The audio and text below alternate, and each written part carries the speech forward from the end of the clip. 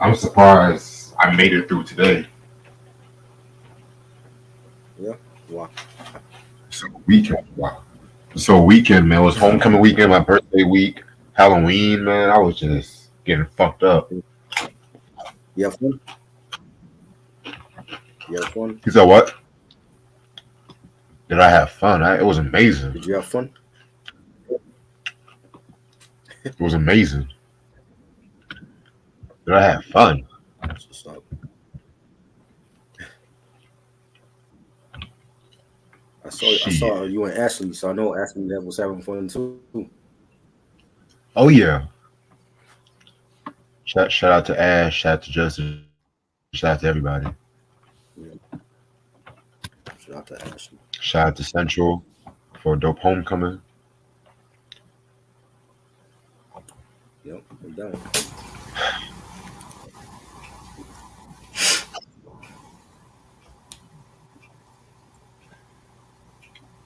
Yeah, we're talking about Chia Lee. Shit, Ali.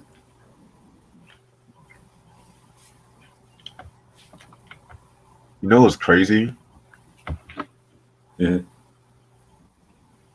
This motherfucker. This don't sound like a Native Tongues album, to be real with you.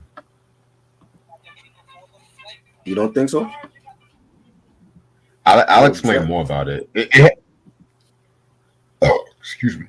Excuse me. What are you saying? Dress has a money coming now. Oh, wow.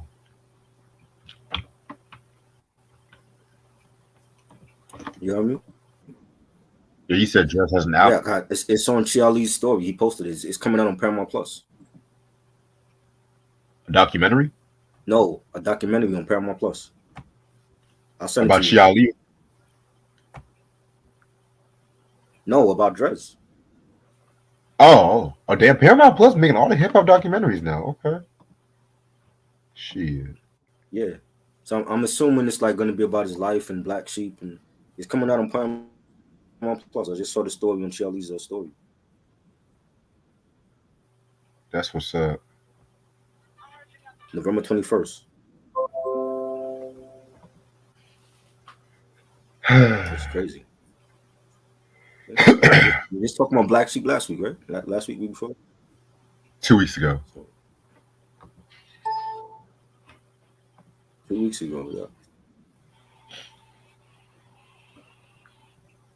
Yeah, It's next week crazy. was gonna be Salt and Pepper. Yeah.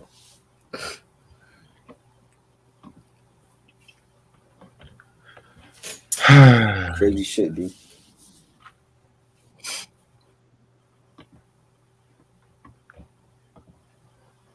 I was gonna work out in the gym tonight, but I might just wait till tomorrow morning. I'm off tomorrow anyway. Right. Just wait.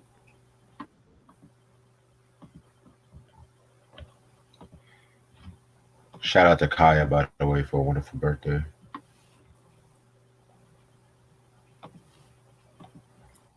I'm off. Oh yeah, Q. My birthday was great, man. It was great. For one, I didn't have to do no reviews all weekend. I was like, You just I was chilling. like, yo, try. Chilling. I was like, try. Let's push this shit to Monday, man. Put that shit to like January. You take a long break right now. I know I already got my long break. You know? I already got my long break planned anyway. You So got your long break already? yeah, I'm gonna plan that shit like around mid-January.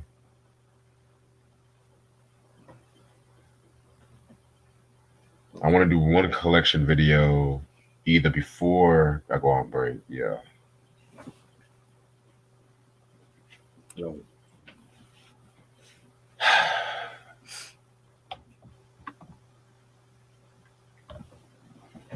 No.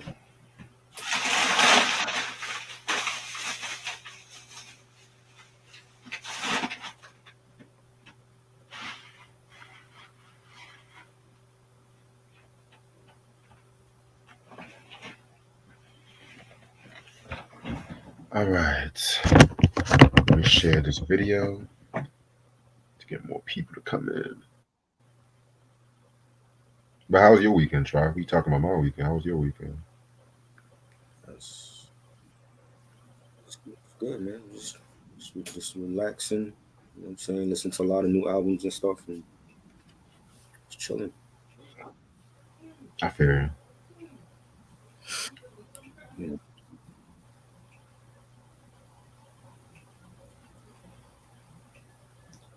I definitely feel you about that, boss.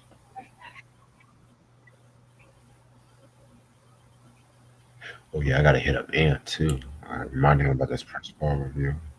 Yes, yes, yes.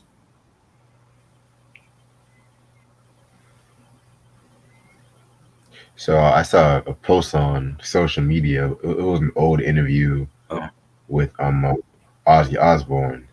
They asked Ozzy, "Who do you want to oh. portray?" What he said? He said, "Who would you want to portray What you he in the said? movie?" And Ozzy said, Uh, Ozzy said Denzel Washington. oh my God! What? A white a black Ozzy Osbourne?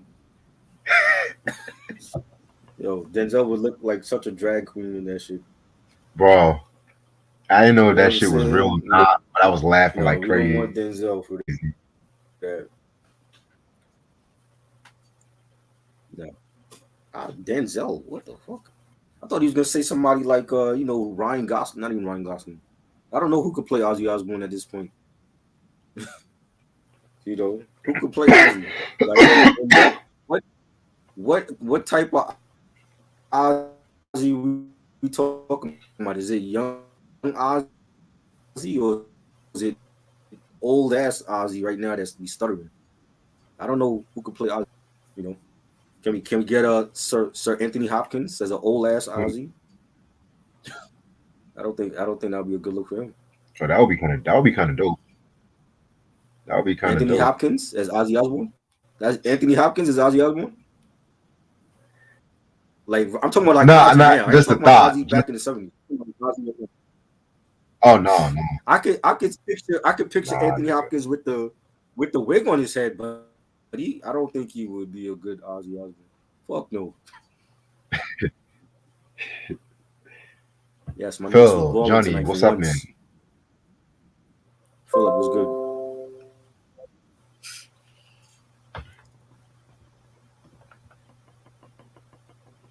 I don't know. I don't know who could play Ozzy. I can't think of any actor, young or old, that could play Ozzy right now. Maybe young Ozzy, I could see somebody. Old Ozzy, I don't know who could play him. Let me see if that shit's actually true. Cause hold on, What? How long ago was this? Was this new? it was a random meme I saw on Facebook. Oh, it was back in Somebody could. 2019. He actually did say that shit. You did say it? Oh shit, Why Ozzy Denzel? I Osbourne. don't know. I mean, Denzel is a great actor, but not he can't play Ozzy Osbourne. He can't play Ozzy. Malcolm X was great for Denzel. He can't play Ozzy. Oh my god, he actually did say that shit. Oh my goodness. He must have been high. Oh my He good. had to be.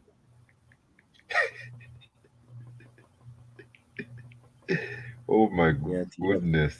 Doesn't make Like, sense.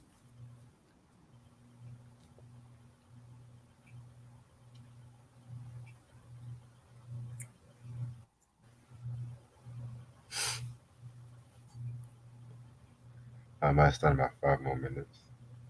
I don't know. That doesn't make sense. He could have picked anybody. Sean Bean. Sean Bean is the dude from Shaun of the Dead. Um, Yeah, that nigga. No, I'm saying his name wrong. Simon. I think his name was Simon Webb or something. Did you see him playing a young Ozzy? I have to see. I have to actually see his face. You remember Shaun of the Dead? You ever saw that movie? Nah, Oh, well, you don't know what I'm talking about then. I thought you. I'm thinking I need Mike here. Mike probably know what I'm talking about. Shaun of the Dead was like a horror comedy. It was like had zombies in it and everything. So took place in London and all that. Simon Webb, he was like in a lot of like different films. He was in like a couple of the Mission Impossible films. I think he could be like I'm trying to picture him with like the long hair. I think he could be maybe like a young Ozzy, but who's gonna play Ozzy now in present day? That's the thing. You know, you can't get Philip Seymour Hoffman because he's dead. Can't get him. Oh gosh. Who would you get like for like an older Ozzy? I don't know.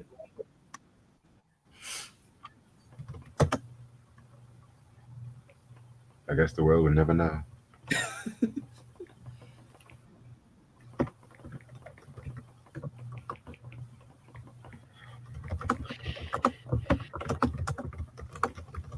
All right.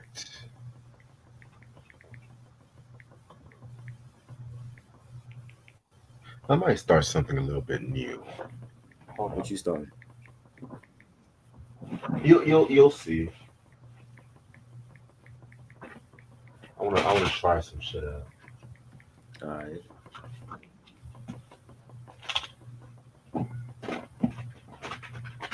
But without further ado, I'm ready whenever you are. Let's go.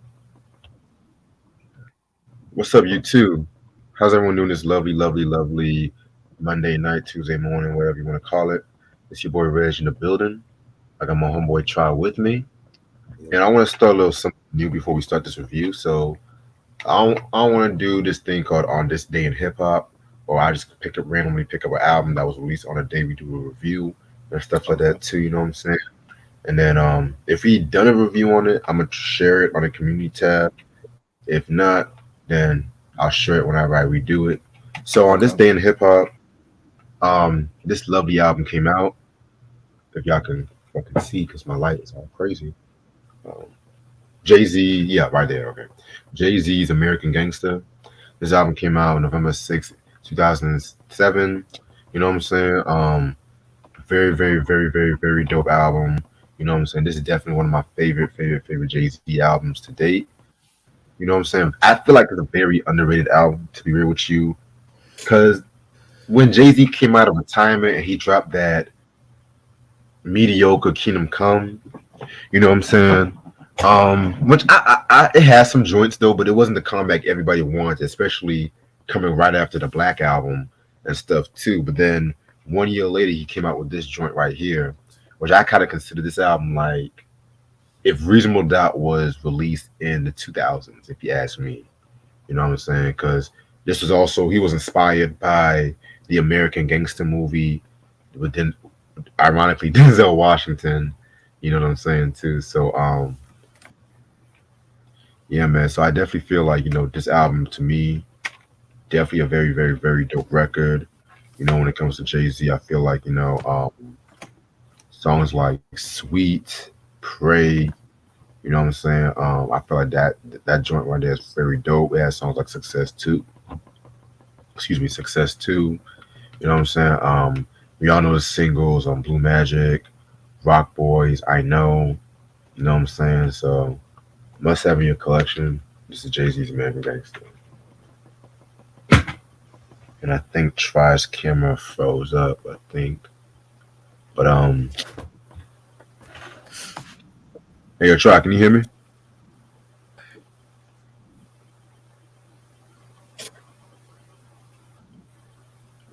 Did you hear me? Yeah. Your camera froze up, that's why. Yeah, I didn't know what was going on. Soon as you went fucking with the damn CD, like this, the Wi-Fi started fucking up. Oh wow. But yeah, as I was saying, on this day in hip hop, this album came out. Jay-Z's American Gangster. You know what I'm saying? I was saying, this to me is one of my favorite Jay albums. I kind of consider this to be kind of underrated when it comes to his fan base because everybody wants a Reasonable Doubt 2, Reasonable Doubt 2. If I call this album, if Reasonable Doubt was released in the 2000s, if you ask me, this should have been his actual comeback album. But I kind of said Kingdom Come was actually kind of mediocre. I mean, Kingdom Come has some joints. I like Show Me What You Got. Dig a Hole was cool, 30 something, but it has a lot of trash on it too. This joint, you had songs like Say Hello, Fallen, You know what I'm saying? I mentioned the singles Blue Magic, Rock Boys, I Know. You know what I'm saying? So definitely a favorite of mine. We actually did a very great review on this album as well too. So y'all can catch this out. It's Jay-Z's American Gangster. All right, an album that we I think actually going that's to his talk about. last great album. I feel like that's his last solid album. Cause after that, like when Blueprint 3 came out, that was trash.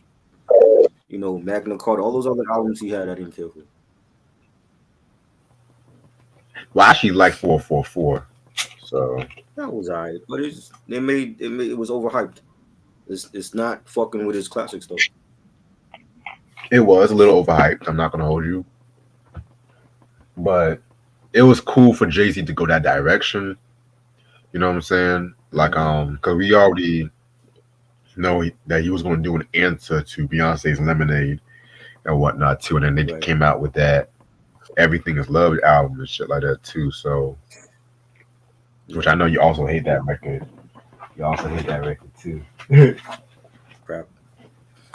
All right, but any of that, excuse me. Yes. The That's album right we are for going me. to talk about today. The album we are going to talk about today is Chia Lee with his only album, The Fabulous Chia Lee. This album came out March 24th, 1992 on Relativity Records. This was produced by Chris Lighty, the late and the great Chris Lighty. He's the executive producer. The Beat Nuts and Mr. Long. You know what I'm saying? There's only like four guest appearances. Well, technically five. Technically, yeah, Dress, the late great Dove, Fashion from the Beat Nuts, and Mhm. also the late great Fife Dog. And you also had Chris Lighty. He also does some shit here too. You know what I'm saying? Um, this is actually the last album we're gonna do for the Native Tongues. Originally Artist Sundays, but I pushed it to today, so it's technically an Artist Sunday on a Monday, whatever. So you know how we always do. I'm gonna talk about how we actually got to Chia Lee. I'm gonna start off with Try. Oh, excuse me. I got into Chi when the single came out, when Agent Number came out. Just sharing just seeing that video, and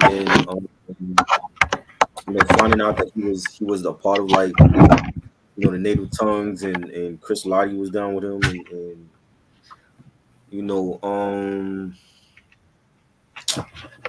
I don't know. I bought the album. I don't remember if it was after I saw the video, or if it was like when the album actually came out. But I remember buying the album back in the day, and you know he was definitely. Uh, I feel like the album was, mature for his age. You know what I'm saying? Because he's like, what, 13, 14 when this album comes out. And, Yeah. some of the songs on here, he's like talking about, getting with girls, and shooting people. And we didn't, when the video for Agent Nothing But a Number came out, we didn't look at him like he was a street nigga. He wasn't giving off that vibe.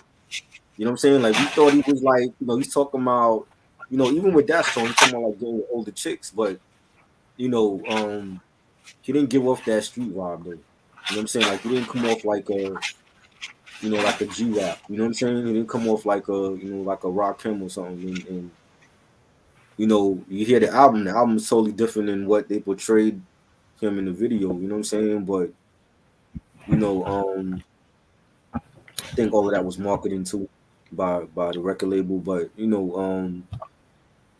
it was dope. It was just I felt like it was definitely a dope album, and really Beatnuts produces stuff even before they came out with their own stuff as artists. You know what I'm saying? Like, they were producing for other people, and doing this project with them. And you know,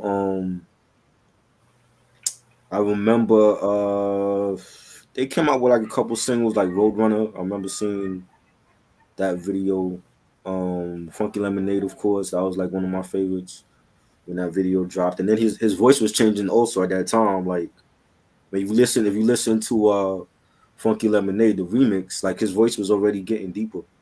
You know what I'm saying? Yeah, we'll talk about that. Yeah. Yeah, like he was I think he talked about that in the Vlad interview too. Like, his voice was Yeah. changing. when this Mm-hmm. album was between this album and then the second one I got sold or whatever. But then I remember I think Black Sheep album came out like a year later after this, the first one. No, it came out a year before. You Before talk about Wolf this and is Sheep's what, Clothing? 91? What was it, 91, 92? 92. 92. Okay, yeah. So the year before, yes, I heard him on the Black Sheep album, but I didn't know who he was. You know what I'm saying? And then when he came out with this, I remember like hearing that he was part of Native Tongues and all that, but still not knowing who the hell he was, because he didn't have like we didn't know I didn't know his background like that. Like I just knew Native Tongues was like repping him and Chris Lighty and Beatnuts, but he didn't really do a lot of songs with them though. You know what I'm saying? Like he's affiliated and part of the crew, but he didn't do a lot of stuff with them. And um I remember I remember those videos, and then I like seeing them performing like MTV Raps and stuff. But we didn't really hear after Funky Lemonade. I didn't hear shit from him. You know what I'm saying? I always wondered. I'm like, yo, what happened to Chia Lee? I used to always I remember saying that a lot. And then like years later, hearing seeing them on America's Most Wanted when that show was on the air, and he was wanted for murder and shit, and I couldn't believe it. I'm like, yo, that's Chia Lee. And I think at that point everybody knew, if you were hip hop head and you knew who Chia Lee was and you saw that, you like, yo, this is bad. And you know, just for many years, I didn't even hear about the thing with him and the sister's baby daddy. Like I didn't hear about that till like maybe I don't even remember, yo. It's been so long. It's been so long because like before, like when all this shit happened, we didn't have the internet, so it was like when I heard about him going to jail for about the sister's baby daddy, like it had to have been like maybe before the 2000s came. I don't remember, but for years, like you know what I'm saying, I'm like, yo, where's the second album? Like, why is he's not doing no features with nobody, nothing. You know what I'm saying? Like, we saw him in the Strap movie. He was in Strapped. That was what, 93 that came out. Yeah. Yeah, the HBO film. I remember seeing him in that. So like probably that was like the last time I seen him. And like the last record I remember with him was the Funky Lemonade remix. I didn't hear nothing else from him after that. You know what I'm saying? But when he went to prison, I mean, now we know the story years later. Like he had some beef with his sister's boyfriend, and they got into it, and he ended up killing him. But I believe he said his sister's boyfriend owed him money because he was like selling weed, and Oh wow. he gave him some weed to sell too, and he didn't pay him back, and he owed him money. And on top of that, Ooh. she was living with his sister and his sister's baby daddy. So they had some beef, and according to him, one night he either was high or whatever, and he had some words with the sister's baby daddy, and they got into it, and then he ended up killing him or whatever. But I think there was some more to it. I think his sister was getting beat up by the baby daddy, and he intervened and then ended up killing him or whatever. And he went away for like what, like 20 years. You know what I'm saying? Yeah. So I mean that if when we talk about like wasted talent, like Chia Lee comes to mind because I felt like he could have been a huge star. You know, if Def Jam had actually put out the second album, and his drama with that, and Chris Lighty leaving Relativity to go to Def Jam, and getting his own thing, starting Violator and putting on all these other artists. Chia Lee should be right there. When we think of Violator Records, and you think of Missy Elliott, who just got inducted in the Rock and Roll Hall of Fame. Congrats to her. And you think about 50 Cent. You think about Q-Tip, Busta Rhymes, everybody affiliated with Violator. Chi Ali was like one of the OGs of Violator Records. But a lot of people don't know that. Exactly. He was one of the OGs way before 50 Cent, way before Ja Rule and everybody else. Like it was Chi Ali. You know what I'm saying? They were repping Violator even on this album. And you know, he should be right there with them. And I felt like because of that mistake he made, that he ended up paying the price for so many years. It's like, yo, like what could have been with this guy? You know what I'm saying? And he's not dead. He's alive. He's, you know, we talk about what could have been with a lot of artists that's not here no more, like Nipsey Hussle and with Big L. You know what I'm saying? And she is actually still here. And I'm like, yo, it's you know, wasted talent. You know what I'm saying? But for the album that he gave us, I think that's why people will always remember him and you know, just his affiliation with Native Tongues and then to see him, you know, come through all of that, you know what I'm saying, and you know, write a book about his life. You know, they made a documentary about him and I thought it was great. I thought the documentary was well put together. Talking with his parents and talking about, you know, what and salute to him for, you know, going on these platforms and like a DJ Vlad and talking about what he did, his mistakes, and then overcoming that and just being a better person, you know, coming out of prison and you know, he's still here to tell his story, and we gotta give him his flowers for that because a lot of people don't make it, you know, coming out of prison. You know what I'm saying? And you know, he's a changed man, and you know, he has kids now, and you know, salute to him. You know what I'm saying? So I would like to hear him drop some new music. I think he should be dropping. He should have had a couple of albums out already. He's been out for like what 7 years. You know, Yeah. to me that's surprising that nobody, you know, from Native Tongues is you know, other than Dres always pick him up, but I don't see nobody else from Native Tongues that's you know, doing stuff with him, and that's surprising to me. Like Q-Tip, you know, the Jungle Brothers, they, you know, I know Daylight is grieving, but still, even before Dave passed, I didn't see them trying to do anything with him either. You know what I'm saying? And I'm like, you know, this guy should have some new music out. It's long overdue. You know what I'm saying? So you know, that was like my introduction to him. That was actually a very dope story. Yeah. Because I'm not gonna lie, my story is kind of light compared Mhm. to yours, to be real with you. Right. But you know what? But I still remember I'm him for a his one album, you know what I'm saying? So yeah, yeah. So honestly, I think I got into Chi Ali. I heard his joint on Music Choice. The age ain't nothing but a number joint. That's what I heard. And this is when I was really getting into hip hop. And then, you know, I looked him up, and I was like, oh shit, he got, you know, booked for murder and some shit like that. And I'm not gonna lie, I kind of talked about Chi Ali a lot on this channel, but I've never actually.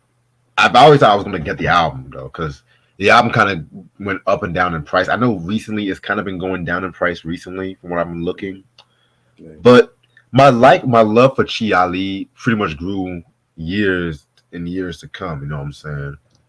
Don't get me wrong, I never disliked him. It's just that when it came to like kid rappers, I can either take him or leave him. You know what I'm saying? Like Crisscross, I mean they cool. You know what I'm saying? I like a few shit from them, minus that 93 joint. Make you can keep You that. know what it is, yo?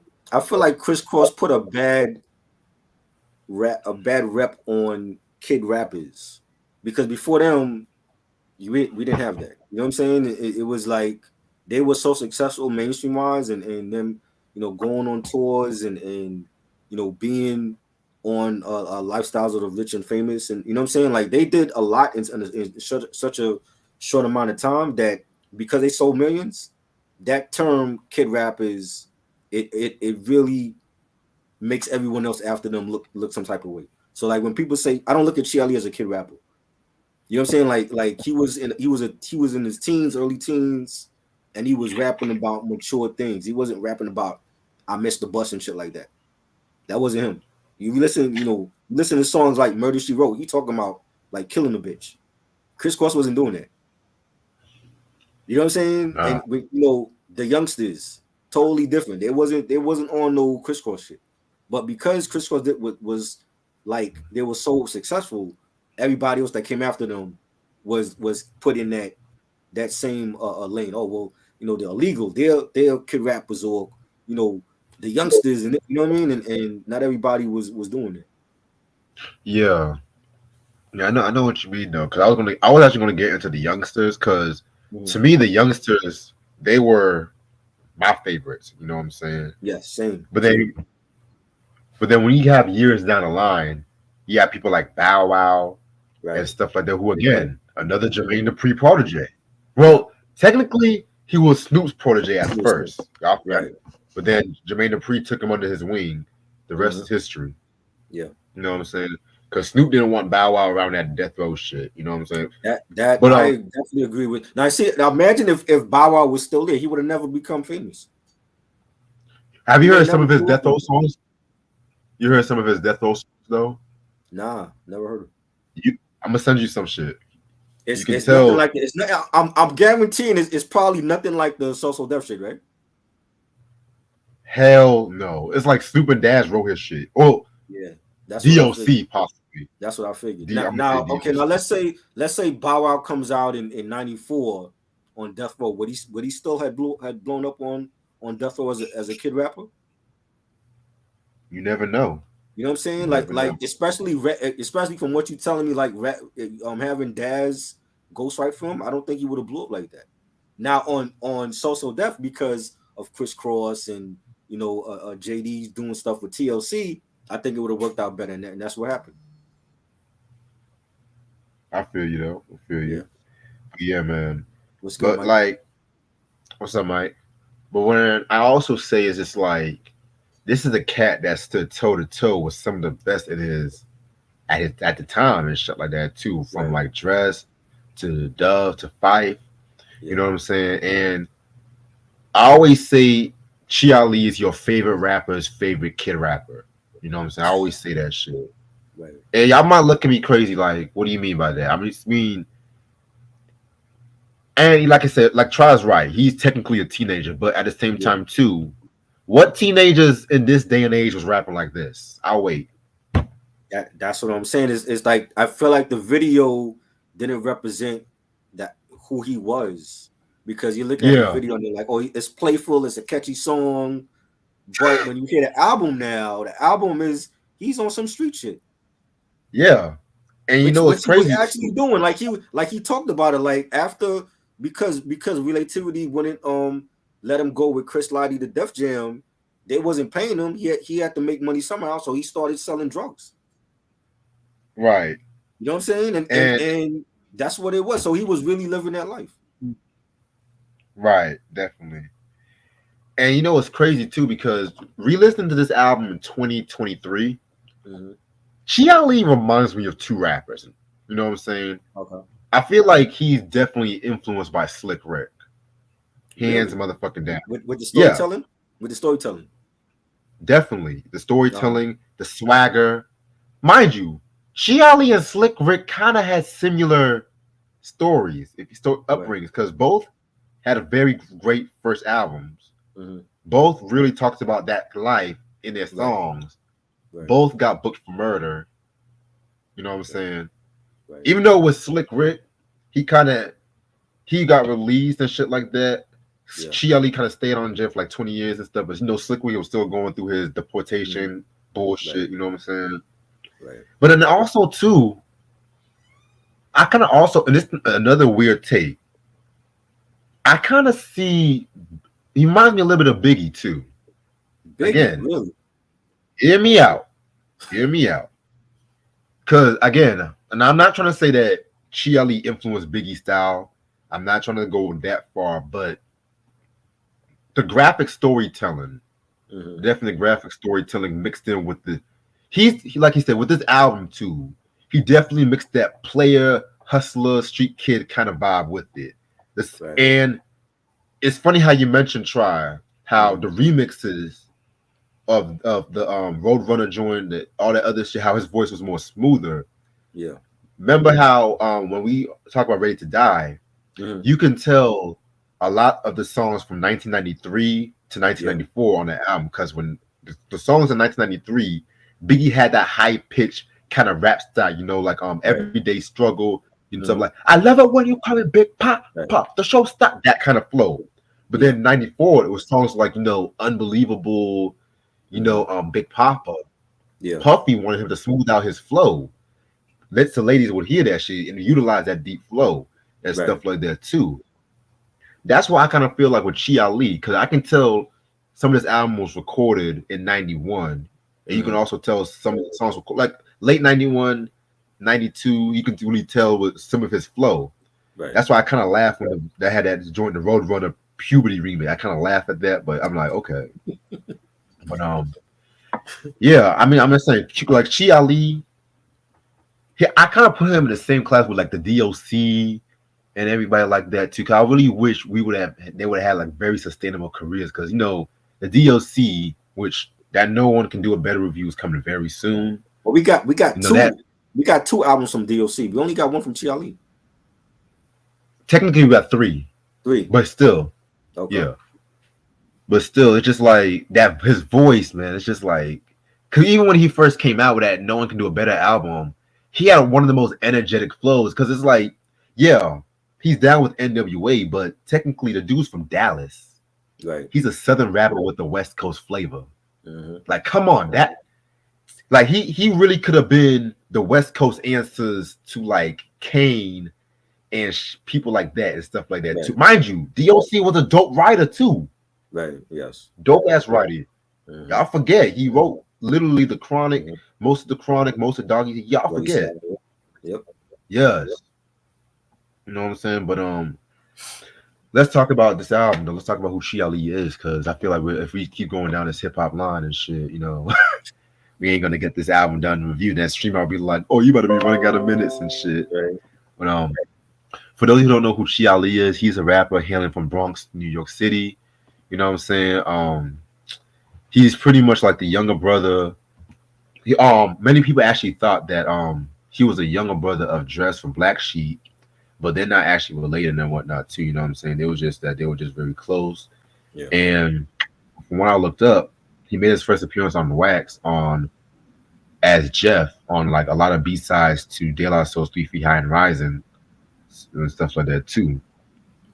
And then he rebranded himself as Chi Ali when he went under like Dress's wing. He appeared on Black Sheep's first album, Wolf in Sheep's Clothing.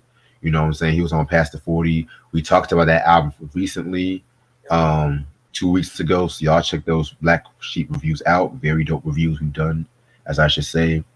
And also around that time too, he was also, becoming a member of the Native Tongues family, done songs with Showbiz and AG, the Legion family and whatnot too. You know what I'm saying? So that same time in 1992, he dropped his first single, Age Ain't Nothing But a Number.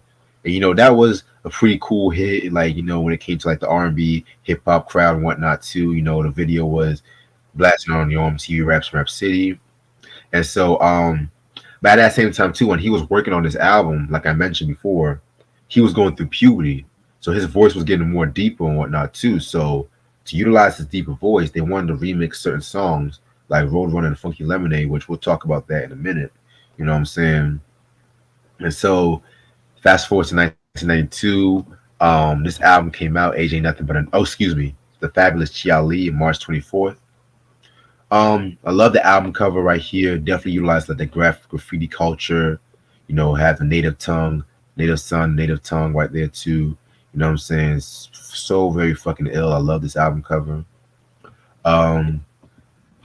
Singles album was known for, I didn't even mention the singles. Age Ain't Nothing But a Number, Roadrunner, Let the Horns Blow. Funky Lemonade was also a B-side to Let the Horns Blow too. Yeah, man, let's talk about this album. The album has 15 tracks. And one more thing I'm going to say before we actually talk about this record, sorry about that. This is really not your typical Native Tongues album, to be real with you. You're not going to get a 3 Feet High and Rising, a Low End Theory, done by the Forces of Nature. when you listen to this record, it's a slick mixture of the Juice Crew. I'd say 92 Juice Crew, like Cool G Rap's Wanted Dead or Alive, Intelligent Hoodlum self-titled. Right. And then you also have early DITC2, like Right. Funky Technician, Lord Finesse, Runaway Slave, which he also appeared on that album from Showbiz and AG. But at the same time, again, you also have like Chi Ali.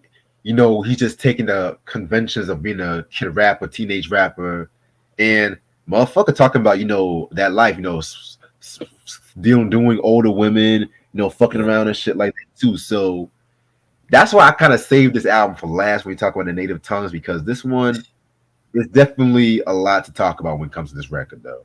You know what I'm saying? Yeah. Because when it and this was around the time when I call like the '90s like the grown era, because you have albums like Tevin Campbell's "I'm Ready," which that album is a very great album, but a lot of people also criticize that album too because there was certain songs when he was a bit too grown. Mind you, Prince wrote for that album too. If y'all forget, Usher's first album. You know what I'm saying? Yeah, man. Y'all know about Usher's first album, though. Woo! He wasn't confessing back then. Nah, nigga. He was begging. He was proclaiming. He was begging. Proclaiming. Can you get with it? Yeah. He was begging. Come your Mac, motherfucker. Yeah. Well, but other than that, let's get this shit over with. You know what I'm saying? Let's get this shit started. So the first song is like the intro. You know what I'm saying? Nothing really to it with the intro. Just him. I love the beat on playing in the background, so it was pretty alright. Yeah, I thought the intro was cool. I would have liked to hear like Chris Lighty, rest in peace, on the intro and introducing him. You know what I'm saying? Because like this is back when you had word of mouth. There was no internet, there was no social media, so word of mouth for the kids that actually fuck with this album. They were the ones telling you like, yo, like he's part of the Native Tongues. That means De La Tribe, Jungle Brothers, Queen Latifah, Money Love, like they all fuck with him. I'm like, and instantly once you say Native Tongues at that time, it was like, okay, so he for real, he got skills. We gonna fuck with him. You know what I'm saying? But I would have liked to hear Chris Lighty or somebody from the Native Tongues introduce him to the world to show the world like, yo, this is our youngest member. His name is Chi Ali. Embrace him. You know what I'm saying? Right. Definitely. Which leads us into track number 2, which is on Maniac Psycho. So I feel like it's safe to say that the Beatnuts literally did the whole album except for one track, which we'll talk about that. You know what I'm saying? So I forgot to mention that they were like also part of the Native Tongues too. Yeah. You know what I'm saying? I'm not really the biggest Beatnuts fan, but I like this era, like the 92 up to maybe like 95, 96. You know what I'm saying? I'm not like the biggest Beatnuts fan, but when it comes to some of their production, especially from that Intoxicated Demons EP, I like that street shit. Once they did that musical, they were on a podcast. There was a podcast that they were on that I heard on SoundCloud, like maybe 2014, and they talked about they have unreleased songs with De La Soul, like with a lot of Native Tongue members. Oh wow, I believe it and shit. Yeah. You know what I'm saying? So but yeah, but back to this song though. This was a pretty straightforward song, you know what I'm saying? Of course he used that LL Cool J Mama Said Knock You Out sample, the Maniac Psycho. You know what I'm saying? I always love that line and shit too. You know what I'm saying? So yeah, this joint right here is pretty fire. I love it. Yeah, this was a hard beat. I love the LL sample. You got Chi saying, yo, bust it. This is how you rhyme hard. Chi Ali, the closest thing to God. Everybody knows who got the clout. CHI. I thought it was a dope starting track. It's not one of my favorites, but I think this is like this already like set the tone for how the album is pretty much gonna sound, like a lot of the tracks on it. Definitely, I definitely understand what you mean and shit like that. All right. Next joint we got is Step Up. Again, this is another joint where he's like on some braggadocious shit. You know what I'm saying? Pretty straightforward, cool track. You know, this one was pretty hot too. You know, I like the beef and the beat nuts. This one was nice. This is a dope track. The same sample he used, Pac used it for my homies call. Um, Chi saying girls try to front and sometimes diss me. Soon as I leave, they be saying I miss Chi. So you have lines like that, and it was good. It's a good song. Yeah, definitely on some shit. I definitely love that joint. You know what I'm saying? Next joint we got is Funky Lemonade. That's the next joint. This one right here was a nice track right here, but this was one of the tracks that you had the puberty remix. I don't like this. You don't like say that? Yeah. Okay. I'm just gonna say the remix and shit. You know, a lot of people say this is like one of his signature tracks. You know, he's talking about his love for lemonade and everything like that too. You know what I'm saying? Very cool joint right here too. The remix, I want to say the remix was like produced by a Tribe Called Quest or Oh, Q-Tip. was You it? know, but Okay. yeah. Let me double check. But you say your thoughts. You say your thoughts on the song. Right? Double check. I like the original mix, but I love the remix even more. And it has that Guru sample from Drake. Lemonade was a popular drink, and it still is. Yep. That they used that on the chorus, and yeah, I love the remix. I think they were I mean whoever was made the call to remix some of the tracks because his voice got older. I think that was a good call to do that, and yeah, Funk Lemonade is a classic record. Yeah, it's a classic record and shit like that. Yeah, that guru lemonade is a popular drink is line. That Yes. that's a classic line. Iconic line. Classic. That line is like on mugs and t-shirts now. You know what I'm saying? Oh, the Beat Nuts did the remix. Excuse me. Venus, okay. Yeah. Yeah, Tribe did the remix for Roadrunner. Roadrunner. Yeah. Yes. Now, possibly my favorite joint on this album. Possibly. Well, Same. actually, fuck it. Same. This is my favorite joint. Oh, Same. this your favorite too? Yes. Ah, fuck it. In in my Yep. room. Yep. Boy, man. This is one of those songs I have to say like this was not like the typical Native Tongues album Right. and shit like that because this motherfucker was talking about getting it in and shit like Hmm. that. So he's talking about the hitting the skins and shit too. So love first of all that beat too. That Yeah. beat is very fucking ill. You know what I'm Definitely. saying? Very fucking ill. You know what I'm saying? Love the sample that they used for that track. I Hmm. know some people might, have an issue because here you have a boy who was like 14 years old, trying to have sex with another girl and shit like that too. You know what I'm saying? But it is what it is. I mean, at least it's not. At least it's not like no pedophilia kind of shit. You know what I'm saying? But No. yeah, man, this joint right here is pretty cool. You know what I'm saying? I love this one. This has always been one of my favorites, possibly my favorite on the album, and the beat was fire. It was like a real smooth groove to it. You got Chi talking about getting some ass, and telling the chick of all the things that he wants to do with her in his room, and he says stuff like stop beating around the bush. It started with the boom, and take a little walk to my room. And I think this should have been a single. I think definitely they should have had a video for this. And I like the fact that he They, didn't, like you said, like he didn't beat around the bush. Like he was 13, 14, and he talking about getting ass and not doing. If he had did it now in this era, it would have been crazy. He would have went all. It would have been explicit like times 20. You know what I'm saying? With because I don't feel like the artists now censor themselves. This was done like listening to this back in '92. This was like it was risky in '92, but when you hear it now, it's like he was respectful compared to the artists now in this era. You know what I'm saying? But I oh think it should have been a yes, single. I think definitely. Should have had a video for this. The record label dropped the ball on this one, but this is a great song. I love this song, but at the same time, I knew the record labels were not going to drop this one as a single. Right.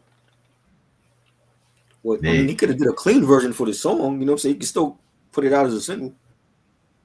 That is again another big connection. Like the original One More Chance, that was dirty as fuck. You know what I'm saying? Right. But then the remix was like more cleaner. He could have done like a little smooth out remix. Hell, have a little DeBarge sample because you know everyone loves them some DeBarge and some shit. Exactly right. The OG One More Chance on the album is much more dirtier than the remix. For real though. You know what I'm saying? I want to be a fly. I want to be a fly on the wall whenever Biggie was recorded "Ready to Die," and he wanted to drop the original "One More Chance" as a single. Puffy came out with this like DeBarge shit, and Biggie. Right.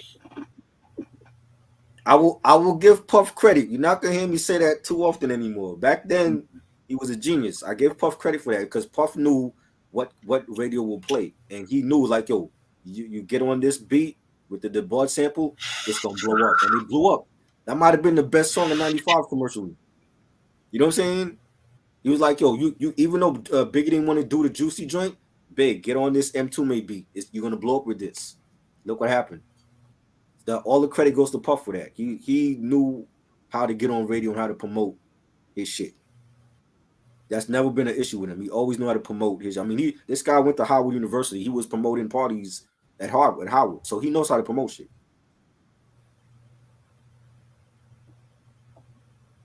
Yeah, he definitely did. Like, I'll give him credit on that shit too. Yeah, you know what I'm saying. And honestly too, you know, I kind of give him credit for making Biggie smooth out that flow. You know what I'm saying? Because let's be real, everybody was doing that kind of flow and stuff like that, like '93 and shit like that too. You know what I'm saying? Right. So what Biggie did with like certain songs, you know, was when he smoothed out his flow a little bit and shit. You know, because mind you, Puffy also told Busta, yes, to smooth out his flow when he did and "Put Your Hands on My Eyes." Look, yes, that's like one of his biggest songs. Yes, yeah, he knows how to promote shit. I'll give him that. You know what I'm saying? And you see when that remix came out from One More Chance, Biggie really blew Coogee up. Like Coogee sweaters, before then we didn't know shit about Coogee sweaters. Once Biggie said that in the remix, that shit blew up. That whole clothing line blew up. Exactly. Yes. So, well, that's enough for giving Puff credit for right now. Let's get to the next song. Speaking of another, this might be a very relatable song for me. Age ain't nothing but a number. Oh, yeah. We're still going through that, huh? No. Wow. Oh, well. That's why I say he's your favorite. He's your favorite rapper's favorite kid rapper because shit. I was like, she's like, how old are you? I was like, I'm 28. I was like, nigga, I'm 46. I was like, I don't give a fuck. Let's fuck shit. I'm just trying to smash. Oh man. Yo. But at least they're of age.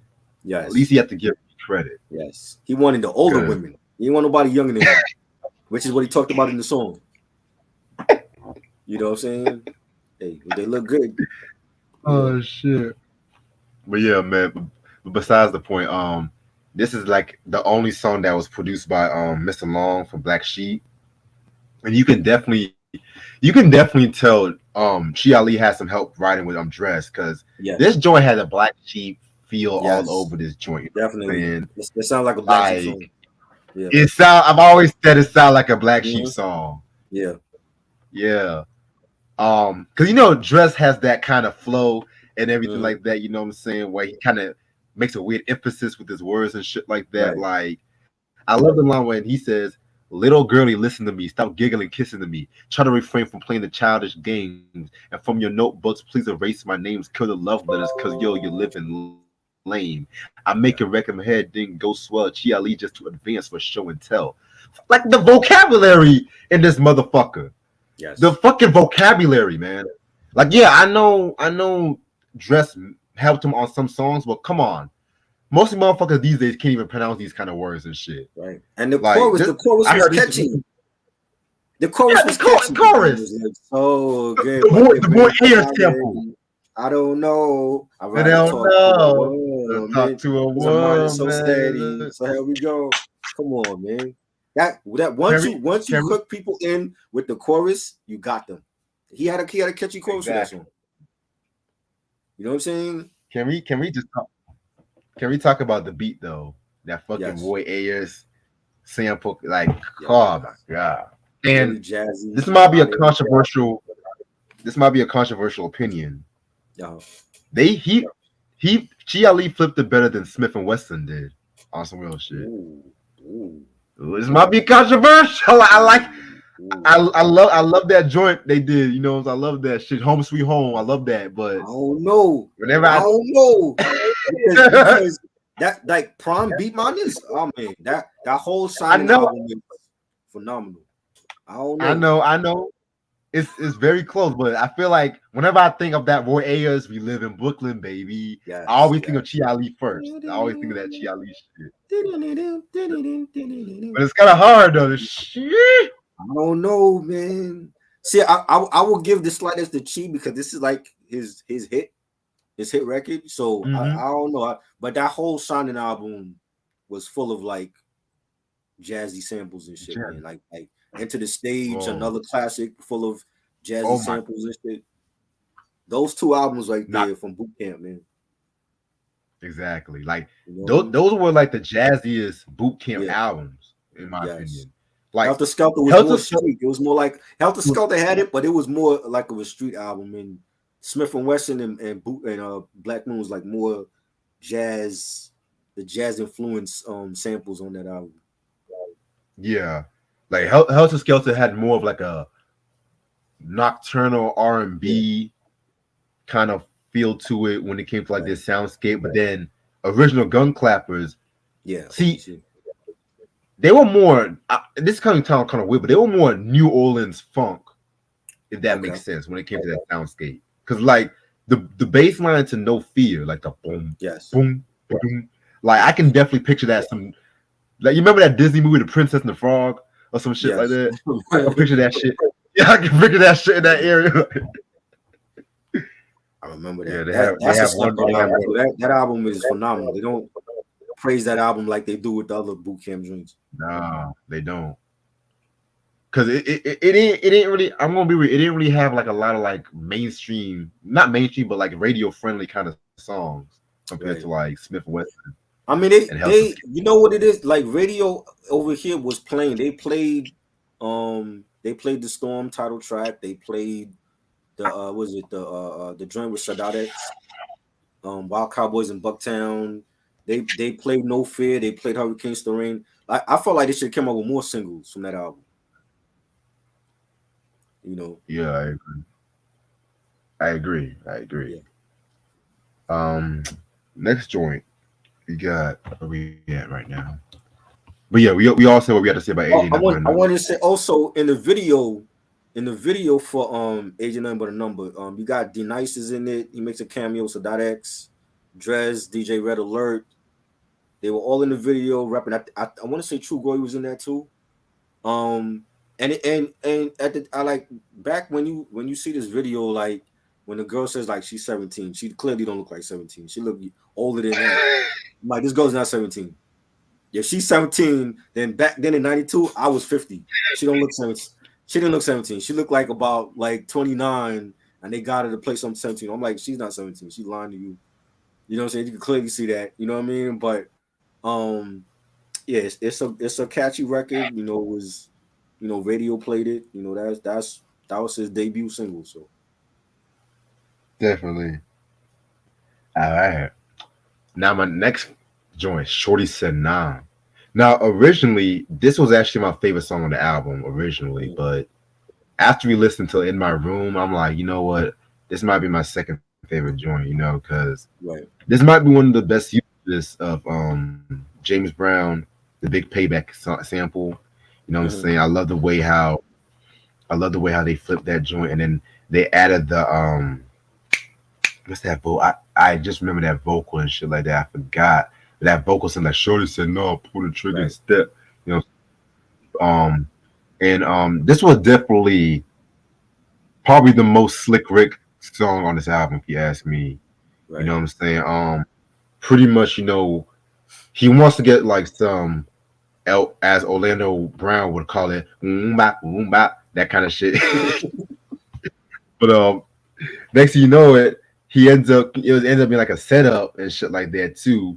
Right. And honestly, this album loves his gunplay and loves his gun Yeah. violence. So Uh, uh, yeah. uh, what's to come? Unfortunately for him, he was giving his clues in '92. Right. Like, this is what I'm gonna be. You Like, know. you know what this song reminds me of? It reminds me of Slick Rick's The Moment I Feared and Right. shit like that too.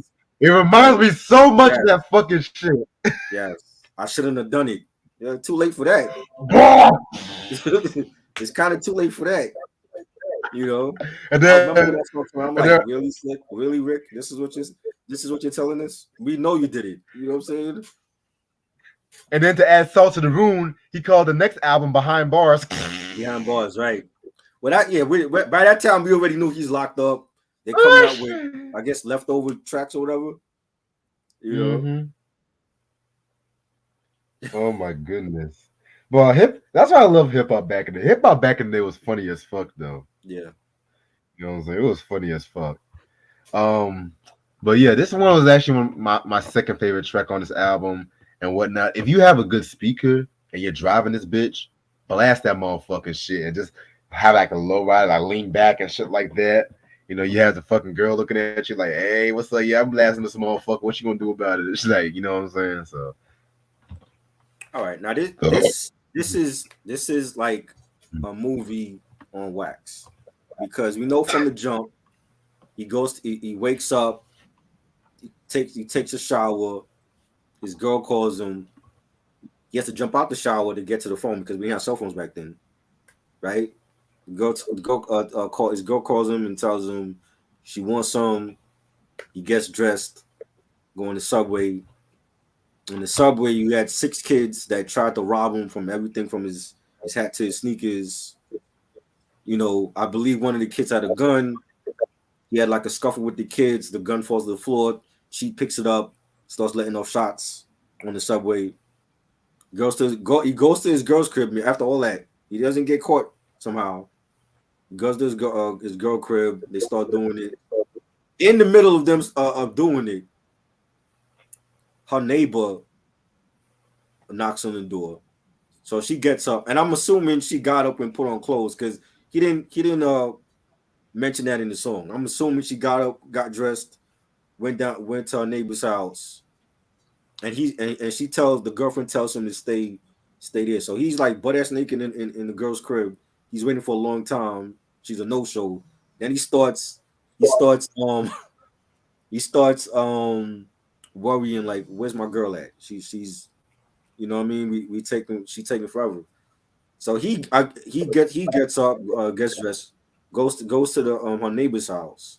Come to find out that his girlfriend was with some dude named Sydney, right? right. And I'm thinking, how in the hell does Shorty was just having sex with her man, and then she gets up out of the middle of having sex with him to go downstairs and meet another nigga? You know, you know what I'm saying? I'm like, what? Did I miss something in the story? And um, he found out that his girl was playing with a guy named Sydney, and the same guy and the crew from the Subway, that was Sydney and his crew. So he had a scuffle again with them, and what he said he tried to flip, but he tripped, fell on his hip, and one of my blows stung him like a horsewhip. I started thinking about my girl. She's a sucker, because on the down low I knew Sydney probably stuck her. So Sydney's crew tries to rush Chi, and that same gun that was on the floor on the train, he pulled out the gun and started letting off shots again. This nigga really likes shooting on this album.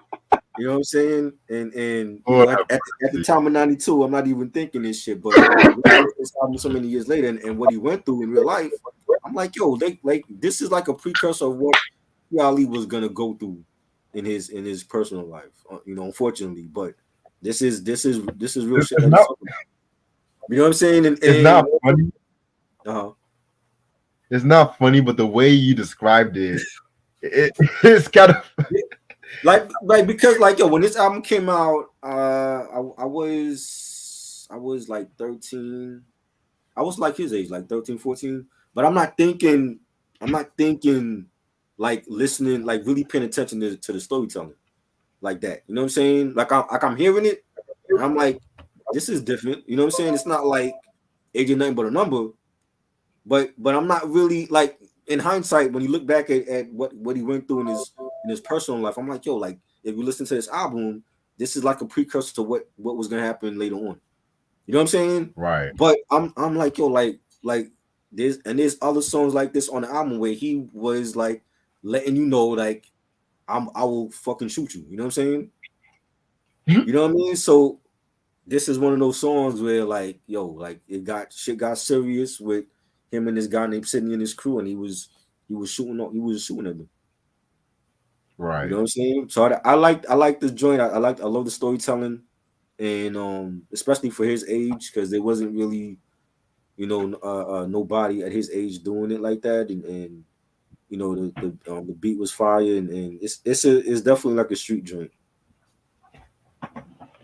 Yeah, man. I mean, like I said before, this shit right here, man. This literally felt like a movie and some shit like that. You know what I'm saying? I mean,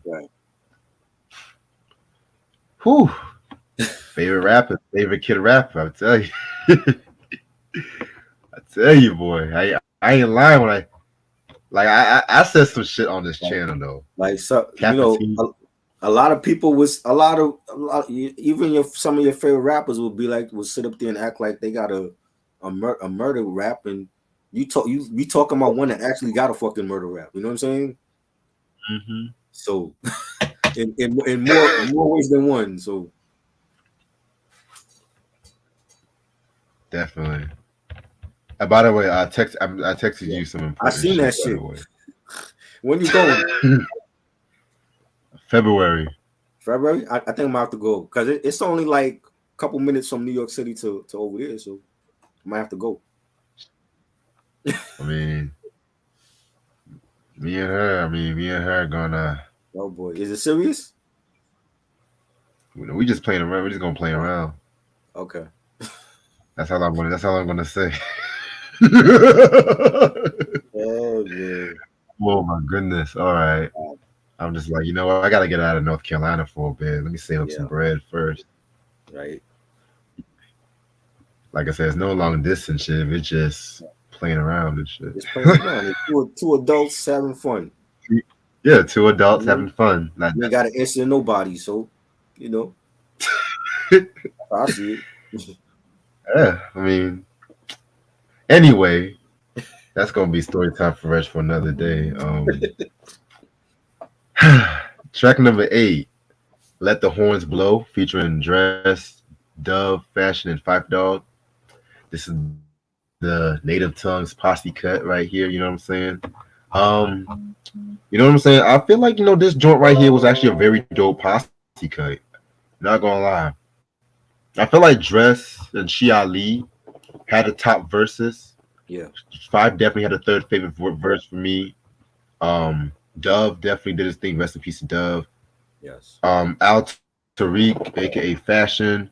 You know what I'm saying? I mean, he was all right. He was all right and shit too. Right. But I definitely felt like if it was me, I would definitely put Fashion the first nigga, and then I would switch Fashion and Dress. That's just my opinion. You know what I'm saying? But I love the line when Shia Ali says, "Some of us are hoeing, some are on the positive road. Me, I'm hoeing on the mic, I'm flowing with the tongue that we are previously growing. Now, when I'm in the battle, I just be having fun. But when competition be so scared, they be whittling come." You know what I'm saying? I love that fucking line in. A nice double entendre right there too. And then I love the line when Dress says, I know you want to test me, but please don't try to sub me, cause when but forever you get to snuff me, but rudder to your head and you'll better be on your jet ski. I can never be ruler, but like Rick say I'm slick. You're just a backwards kid. Excuse me, I meant to say you're dick. You know what I'm saying? So again, shout out to Slick Rick. 6 degrees of Slick Rick again. You know what I'm saying? So yeah, this was a dope posse cut. I'm not gonna act like it's the greatest posse cut in the world. I'm not gonna act like Right. that, but it's nice that for this one album you did have the majority of the native tongues, Yes. Yeah. coming for Chi Ali joint. I wish Right. Q-Tip was on this joint. I wish I said Tip the would have same been thing. on this. Yeah. But I said the same thing. we're just saying the same thing this whole review. Are we okay? Hey, for once. Um, for once. Yeah. For once. Now, For I once. don't know about tomorrow though. We'll talk about tomorrow, but still, but this Tomorrow one. be different. We'll talk about tomorrow because I have Yeah. an announcement about tomorrow anyway. But this joint right here, it's nice that the whole native tongues came for this Chi Yeah. Ali song, even though this album is not the most native tongues album. But we'll talk about Right. that. Like just for one song and having the native tongue, forefathers on this joint, like Dove and Drez and Al Tariq, aka Fashion, and Fife, rest in peace as well. And this felt like, okay, this is the official stamp. You got the native tongue posse joint, a dope ass beat. You got the horns on it. This was fire. I think it's a slept on native tongues collab. And I think Fife to me had the best verse, and Drez. I like the way Drez started it off when he said, "One for your mother, two for your pops, three for the niggas trying to kill the cops." And then Fife, Fife always got to throw. Being that Fife was such a sports fanatic, he always had to throw something related to sports or a sports team. And he said, "So relax and chill, sit your booty still, or just take a loss like the Buffalo Bills. Messing with my lady, that's a no-no. Why? Because you can't mess with my yo-yo." I loved his verse. Rest in peace, Fife. And everybody did their thing. Chi did his thing. I thought it was a dope posse cut. Definitely a dope posse cut. All right, track number 9. By the way, I just want to say it one more time. Rest in peace, Dove. Rest in peace, Five Dog. Yes. Yep. Track number 9, Roadrunner featuring Dove. This was another song that was remixed as a puberty remix. I still feel funny saying that, but whatever.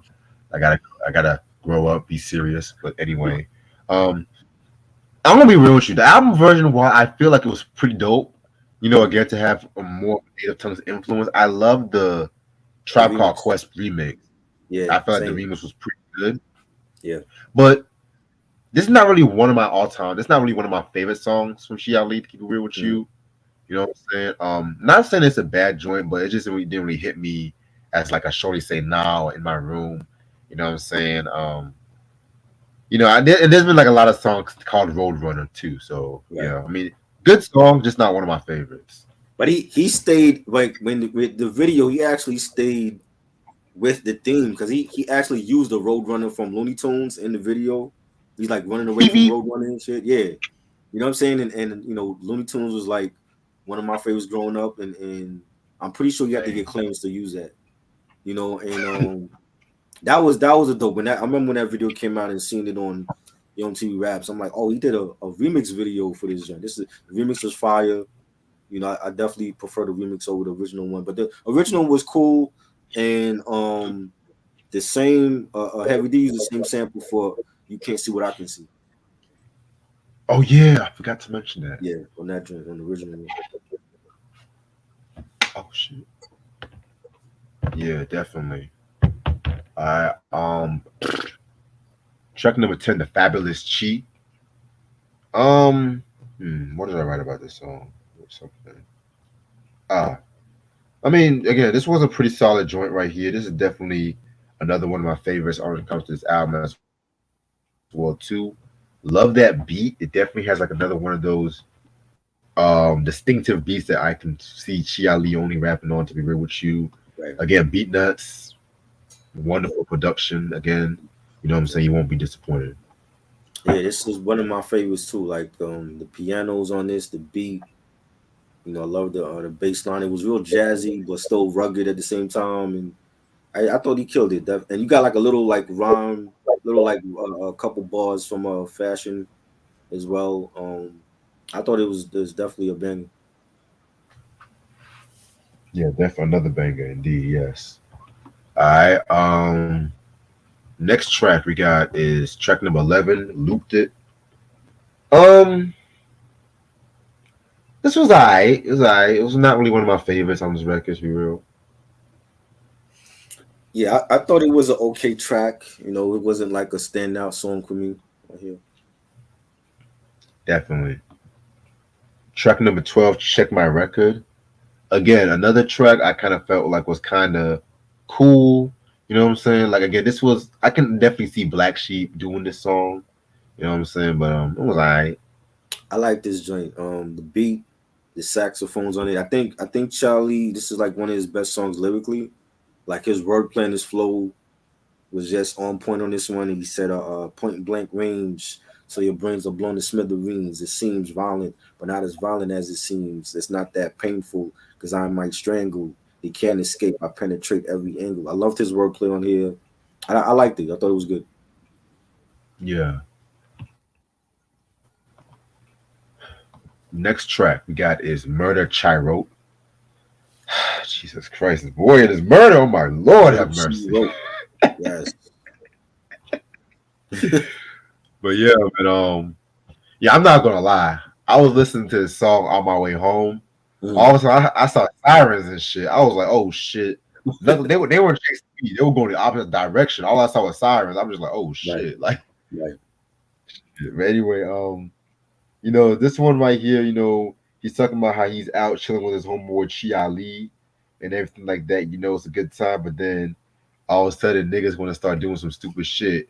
And Right. again, Gunplay number 8 on this album. And shit. Man.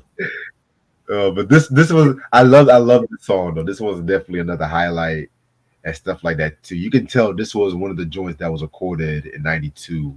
Yeah. You know what I'm saying? I feel like his flow and his voice was very intact with this run. You know what I'm saying? Yeah, this was a dope joint. I like it. This was Juvenile Hell without Havoc and Prodigy. Ooh. This definitely, if you listen to Juvenile Hell, this is definitely what it was. This is like Juvenile Hell without Havoc and P. You know what I'm saying? Like from the minute this song starts with the heavy piano loop, and it has like a late night type of vibe. The beat was dope, and then again, he's storytelling. He's talking about how him and Chris Lighty is driving uptown to Harlem, and they hook up with some chicks, and they went their separate ways, and she was with one chick, and Chris was with another chick, and she and the other chick was getting it in. Something happened during that time where Chris Lighty was getting stuck up by some dudes in the building, and she had to save his boy, and he pulled out his gun because he had the gun. Pulled out his gun and he shot 5 and missed one guy. So we know he shot 5 and it was 6 guys and he shot 5 and missed one. And he felt like the chick that those chicks that they hooked up with in the building set them up. So he actually killed the chick on this record. Like he shot a female on this record that tried to set them up. You know what I'm saying? It was basically like a late night at the wrong place with some chicks that they hooked up with, and the chicks set them up to get robbed and killed or whatever. And it was Chi that had to save his boy when he got stuck up by the dudes, and he did a lot of killing that night. He shot 5 people, including a female. That's he should have been like Nori on the Run eating. You know what I'm saying? After that, but this, you know what I'm saying? This reminds me of Juvenile Hell. This was Juvenile Hell without Havoc and Prodigy. This whole album. I never thought of that comparison too, because when we think Mobb Deep, we always think Hell on Earth, the Infamous. Right. I love me some Juvenile Hell though. You know how it was I'm dope. not gonna say I'm not gonna say it was a classic, but I love. I Right. said it's a great But see, album. we that album, I think now we could appreciate that album because of the legacy that they built since then. You know what I'm saying? Yeah, And coming back so much harder with the Infamous. It's almost like the Fugees. Like the Fugees. Well, I don't know if I'll ever appreciate Blending on Reality. I still think that album is garbage, but they same. made their adjustments with the score, and that blew them up forever. So that's how I look at Juvenile. Like Juvenile was dope, but they had to come back 10 times harder with the Infamous and everything else after that. And let's not forget that's the only album from Mobb Deep we get to hear Mob and Primo too. Let's not Right, forget right, people. facts. Yeah, You know what I mean?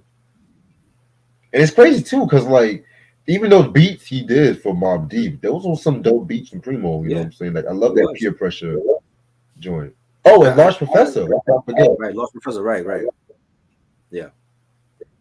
I feel like we should have gotten more from Mob Deep and Prodigy. Oh no, and Primo. You know what I'm saying? I agree. You know. Interesting, but you know, all respect to Mobb Deep, and I have a lot of love for having Prodigy. They don't care for Juvenile Hell. I kind of say, look, I kind of like Juvenile Hell It's more than some of them latter Mobb Deep it's, albums. Let's it's, keep it it's real. not as bad as Blending on Reality. That's for sure. I feel like I don't- Blunt and Reality and Juvenile Hell shouldn't be on the same sentence. Keep it rough with you. Fuck no. What Juvenile Hell? No, never. No, I said they should not be in the same sentence. Juvenile Hell. I'm saying because they both groups made their adjustments and came back with classic sophomore albums. You know what I'm Right, saying? right. Because I mean, when Blended on Reality came out, the Fugees had Nappy Heads. Nappy Heads was like that was like their big hit before Fuji La and everything else.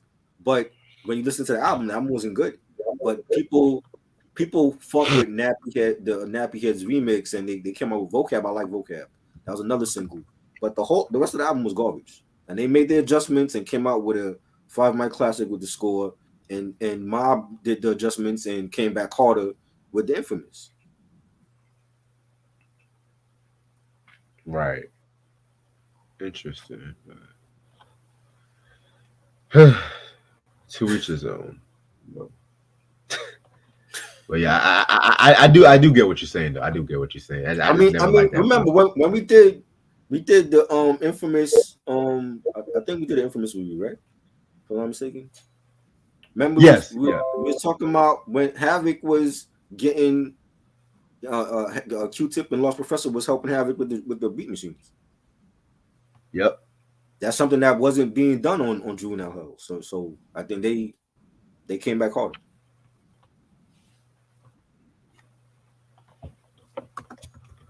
Yeah, I definitely feel you on that. Trust me. Alrighty. Where are we at right now? Next track we got is Chia Lee versus Vanilla Shake. This is like a freestyle against a whack rapper who's like a play on Vanilla Ice. I guess you know what I'm saying. If you guys recognize that sample, that was used for Dr. Dre from the Lyrical Gangbang song. Even though I kind of feel like Drake used that shit better. Yeah, because because the way how he also included that Led Zeppelin drum break on When the Levee Breaks, you know what I'm saying? Which I love that fucking Led Zeppelin song. You know what I'm saying? That was pretty ill, but I love the stripped down way the Beatnuts did this joint. You know what I'm saying? Yeah, this was like a pretty cool track right here. If you guys like the Kid versus Play on the House Party 1 soundtrack, this is definitely what it is. You know what I'm saying? This nigga Vanilla Shake was just like saying some whack shit, like shit rocked hard. I'm scarred. I don't feel none. I'm perplexed. Who's next in the spotlight? You swing with this and prepare for a dog fight because I've raised knots, blood clots like dreadlocks. And then he had Chia Lee. You know, he just, of course, he just annihilates the motherfucker. I don't care how I look. I'm not a Bombay, no Puerto Rico cheese, short for Chico. When Phil Milton throw the clip of Biko or Malcolm X tape when I'm out here, I wear my cape. And all those who used to diss me is catching vapes. You know what I'm saying? So yeah, this was a pretty hot song right here too. Definitely love this record. I think the title was terrible. I'm like, Vanilla Shake, who the fuck is that? You know what I'm saying? And I think it was a one-sided battle with him and this Vanilla Shake person, and Kid vs. Play was an epic battle. That was a battle like a lot of the fans wanted to see. I wanted to hear Kid against Play. Just a playful battle. I felt like Kid won that battle, but yeah, I thought this was definitely for like this should have been like an interlude, if anything. I don't think it should have been like a full song. Yeah, I can see that like a little short eight. I feel like it was a bit too long too. Yeah. If you and the last track, Jump to the Rhythm. You know what I'm saying?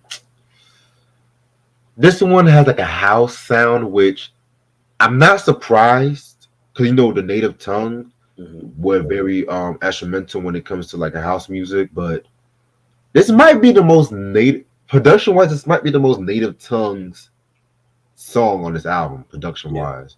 Yeah. But generally, he's just talking about the same shit. Smashing chicks. For smoking. Gunplay. He's just talking about the same shit. So I feel like this should have been a bit higher on the album. Honestly, I agree. They should have at least ended it off with Murder Chai Road. Yeah. You know what I'm saying? So that's just my personal opinion. Yeah, I mean it was cool. It was something that the Native Tongues did. Queen Latifah, Jungle Brothers, Moni Love. They've done it. I just felt like it was something that the Native Tongues have done before. Maybe you could have had a Queen Latifah, feature on here or Moni. I don't know. Right. I don't. Yeah, I don't think I would have put it as the last song either. Right, definitely. All right. Well, overall, so you guys might think, with all the good things I've said about this joint, I might just call it a hip hop classic. Not necessarily. Not necessarily. You know what I'm saying? Not saying it's a bad album. I definitely feel like it's a very great album, in my opinion. There is some things that I could have done without. Like again, felt like the sequencing in the last couple of songs was kind of off a little bit. You know what I'm saying? Like certain songs were longer than others, like the Chief versus Vanilla Shake. Yeah. The Jump to the Rhythm. You know what I'm saying? I do love my dark shit, my violent shit. I do feel like some songs he kind of felt a bit repetitive. With some songs, which again, he was still trying to find his style. It's his first album and everything like that. So he did have some help for dress and stuff too. You know what I'm saying? So that's as far as like the cons go. That's pretty much as far as I would go. I do feel like this is the pros. It's like this is very strong lyrically, in my opinion. He proved that he can hold his own when it comes to like a lot of the native tongues members and whatnot too. A lot of the production from the Beat Nuts was very, very, very dope. I love that early street sound where it's not like borderline grimy, Right. but it's like street like what's that one? What's that one now? I say the production is a slick mixture of Lord Finesse's Return of the Funky Man and MC Lights Act Like You Know. A slick mixture. You know what I'm saying? Because I feel like with some of the mainstream kind of songs, they definitely utilize like a lot of like that warm autumn like feeling, which I kind of feel like with MC Lights Act Like You Know. Yeah. It definitely had that warm atmospheric kind of feel, like songs like Poor Georgie, Eyes on the Sparrow. Right. And then you have the Return of the Funky Technician, Return of the Funky Man from Lord Finesse, which that's actually my favorite Lord Finesse album, to keep it real with you. Right. He definitely thing where like they utilize a lot of the heavy drums and the funky bass lines and whatnot too. And I definitely feel like, Chi Ali's flow on this was very well balanced too. Yeah. You know what I'm saying? So I'm gonna definitely give this album a 4.5 out of 5. I definitely feel like it's a very, very great album. You know what I'm saying? It's a shame this was his only album because he was supposed to come up with another album, like what you mentioned earlier. Right. He got shelved and he kind of went back in the streets for a while, and then we all know what happened next. I don't have to go into it. Right. Yeah, I mean, yeah, like you said, like I'm assuming Def Jam still has that album in the vault somewhere because they have that album. You know what I'm saying? I know there was like on YouTube. There's like 1 or 2 songs that was released. I think he did something with Primo. for the second album. That second album would have been fire. I definitely believe that. And it's a shame we never got it. I don't know. At some point, I would like Def Jam to release that. Go on the vaults and release that second Charlie album. It's long overdue. But he did what he had to do to survive, and he was honest about it, and I like that. I like that he didn't shy away from it, and you know this, like I said, this album is like Juvenile Hell. This is like Juvenile Hell without Havoc and Prodigy. You have mature content on here. There's songs about shooting people. There's songs about getting with chicks. And at his age, it was like, I don't expect him to. He didn't do, like I said, he didn't do Chris Cross shit. He didn't do I Missed the Bus. He didn't do Warm It Up. Because then, like, for him being a part of Native Tongues, DITC, that would have came off corny. He probably would have. This album probably would have flopped if he tried to do like some Chris Cross shit. That wasn't for him. You know what I'm saying? And he wrote his. I mean, I'm pretty sure he had help by Drez with his rhymes, but for the most part, he wrote his shit. Whereas Chris Cross, they didn't write their shit. They had Jermaine Dupri write their stuff. And she, in hindsight, with everything that happened in his life in the last 20-something years, you listen to this album, you could see what was coming ahead. Unfortunately, like none of us knew. But in hindsight, this is like the precursor to what was gonna happen to him.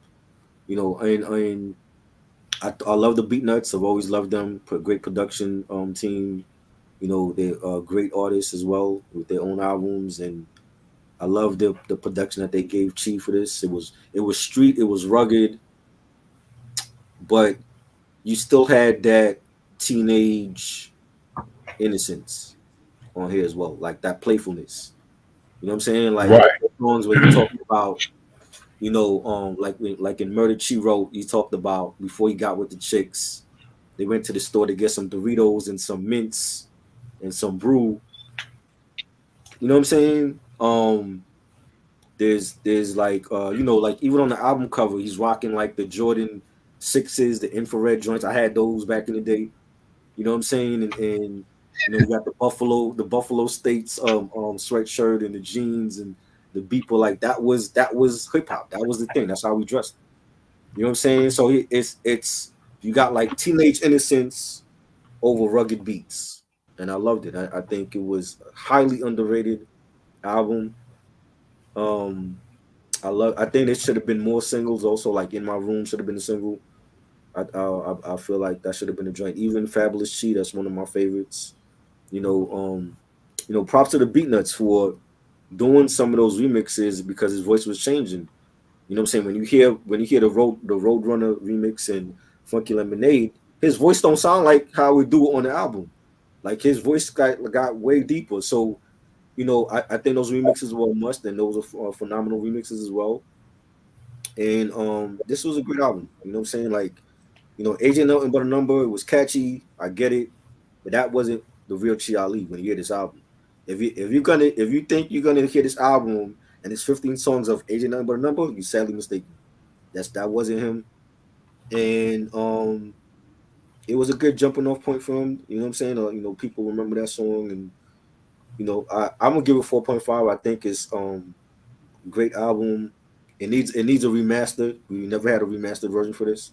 Need a remastered version for this album. I would like for them to re-release it and include the remixes as well, because those remixes are hard to find now. But I think it was definitely a great album, highly underrated. And salute to Chi Ali for surviving what he went through in prison and coming out a better man. And salute to the Beatnuts, and rest in peace, Chris Lighty and True Goy and Fife. Definitely. All right, y'all. Well, it's about 1:49 a.m. and I'm actually about to end off this video right here. Just a few announcements. So tomorrow, I'm actually going to do tomorrow's review while I'm in Greensboro, because I gotta go to AJ's to spend the night, because I left something at his joint and I don't feel like driving all the way back to Raleigh. So I'm just like, fuck it. As long as I wake up by 8 a.m., I'm straight. So I'm going to be doing tomorrow's review in Greensboro. And I'm actually going to do a double review It's gonna be a double rock review. We're gonna talk about the Rolling Stones with this album Between the Buttons, and then the album they released on the same year, the Satanic Majestic Request. That one is gonna be a trash review. I'm just gonna be real with you about that. Um, You already call it a it's gonna trash review. What if I like it? I mean, there's been so many trash reviews that you like. Wow. Talent Police, Beautiful Struggle. That was a good album. I mean, that's not a classic to me. It's one of his better albums compared to that latter shit he was dropping. You know Yeah. the latter shit he was dropping wasn't good. I don't care what Talib say. Not all his albums were good. He can say whatever. Great lyricist, but some of those albums, like what's that Prisoners album was garbage. Gutter Rainbows. I don't like none of that shit. Definitely. Yeah. Yeah, but Talib don't have a consistent discography like that. You know what I'm saying? He don't. Other than that, also too on the Thursday. Hold on, let me pull up my schedule. Hold on. We're also going to talk about on the 8th, Prince Paul, Prince Among Thieves. That's going to be November 8th at 11 p.m. Mm-hmm. You know what I'm saying? Ant's going to join us for that one and shit too. And then also November 9th, we're going to do another double review, The Getter Boys, with Grip It on the Other Level and self-titled double reviewed. The self-titled is actually like their remix album. Right. That was on remix by Rick Rubin. Right. You know what I'm saying? That's kind of weird, Dartmouth. You just mentioned the mall, like in my area and shit like that. That's kind of weird, though. But okay. You have a stalker? That's kind of weird, though. But it happens to all of us. We have stalkers online. You know. you talking about you just like that? That was just a random. That was like the mall in my area and shit. Maybe I don't think that's.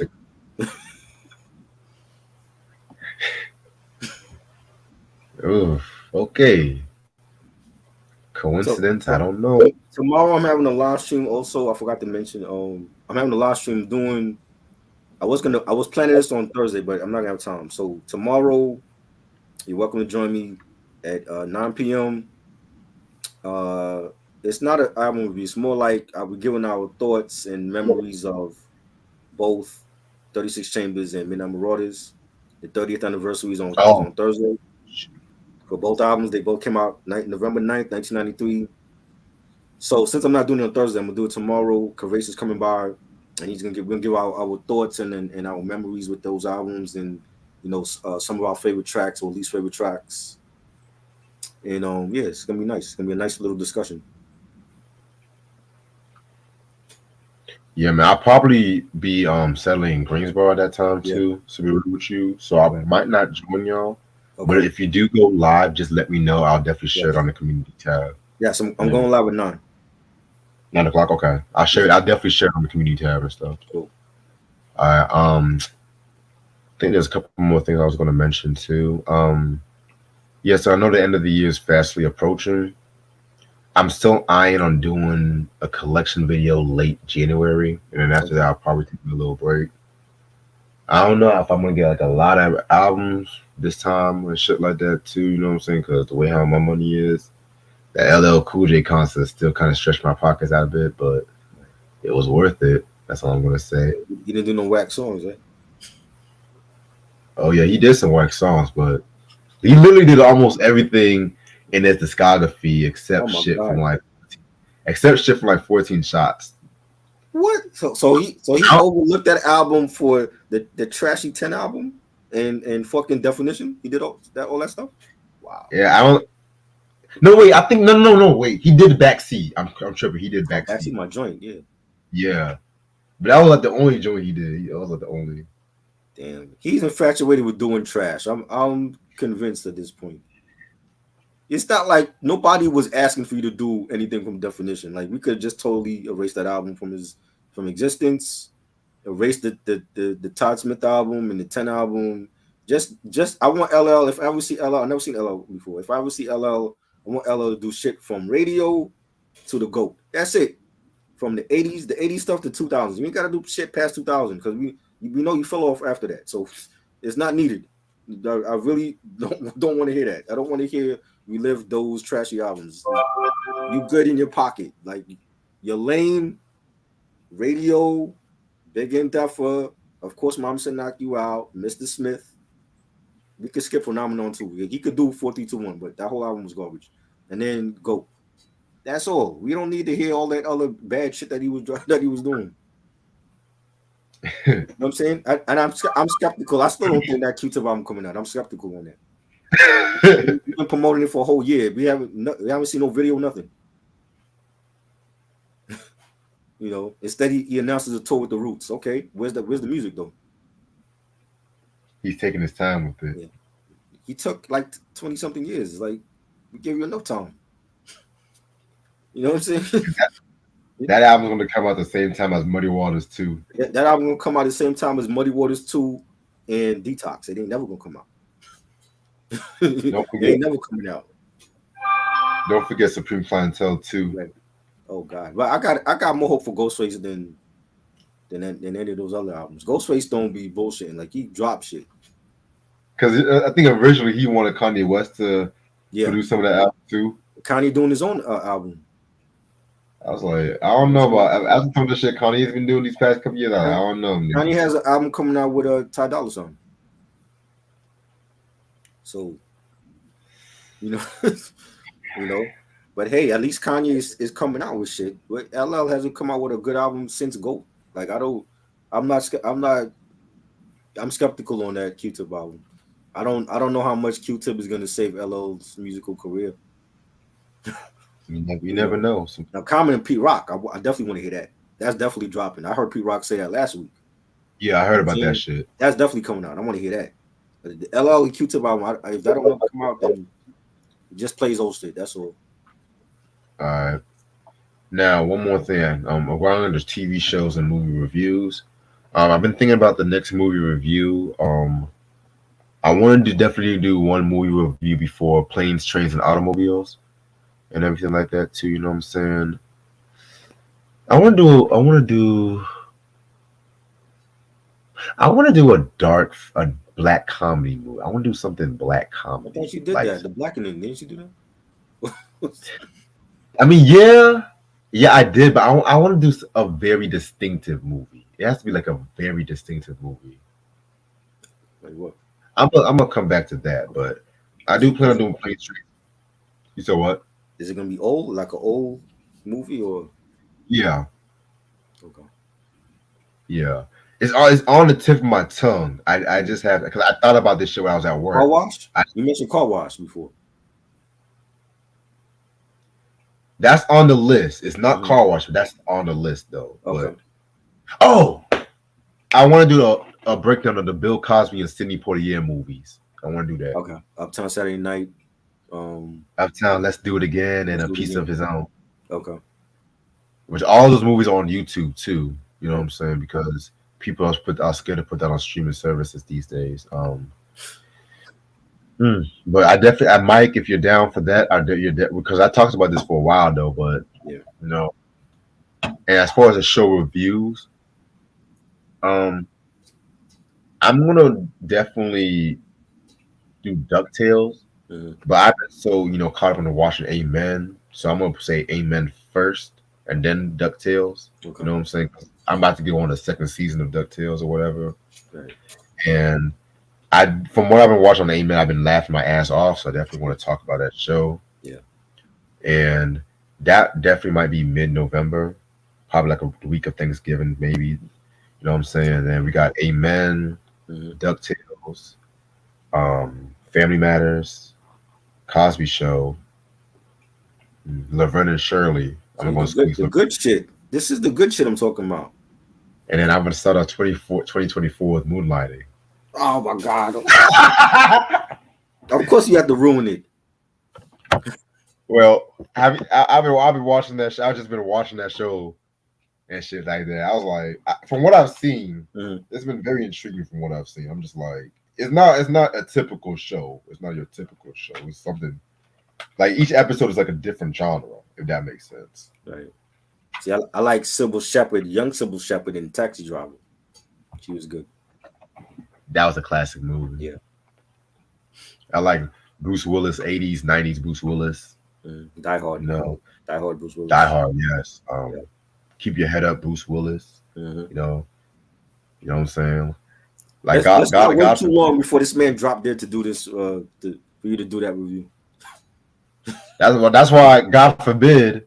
That's why I'm always saying 2024, because Right. once I saw that shit was coming on Hulu, I'm just like, that might be an interesting show to talk about. I mean, I definitely want to do it, because the show was definitely a distinctive show, and this is not your typical YouTube channel, because we can go in different directions on anything we talk about. Like 1 minute we might talk about hip hop, the next minute we might talk about rock music, then we might talk about cheese or some shit like that. Jeez. Fifth Element was good. That was a good movie. Yeah. He had some movies. But yeah, we got some of the good shit coming. We got a lot of good shit. You know what I'm saying? You ruined it with Moonlighting. God damn it. Well, I didn't tell you what else we have for 2024. This will be like the second consecutive year where you start off the year with shit. Just like you did this year. Early beginning of this year, you started off with shit too. What did I say? The Jaz-O album? That was bad. That album was bad. I don't care who Jaz-O is. That album was shit. He could be Jay-Z boy all day. That album was garbage. I'm like, oh my god, we really starting off this year with Jaz-O. I thought it was gonna be good. No, it wasn't. It wasn't. Well, I got one more surprise hip hop review. I'm gonna text you that. Is that for the end of the year or the beginning of the year? This is gonna be before the year is over. Oh, something good. You'll see. What you gonna wash away the stench of the Moonlighting with next year? It gotta be something big. Like I said, I got a lot of good shit coming. I got a lot of great shit coming up. Okay. Got a lot of great shit. Oh man.